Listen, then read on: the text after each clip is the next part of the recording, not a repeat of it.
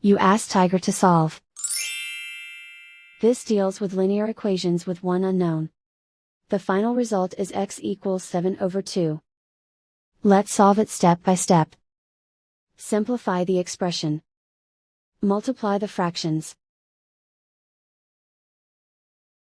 Break up the fraction. Simplify the fraction. Break up the fraction.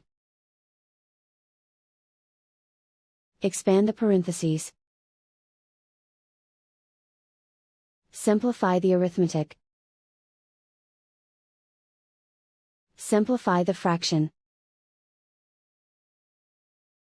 Find the greatest common factor of the numerator and denominator.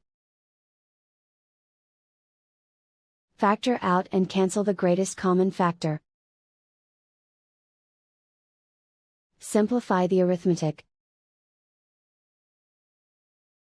Group all x terms on the left side of the equation.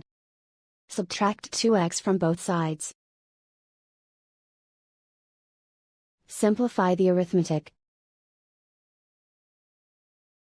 Group like terms. Simplify the arithmetic. Isolate the x. Divide both sides by 2. Simplify the fraction. And so the final result is x equals 7/2.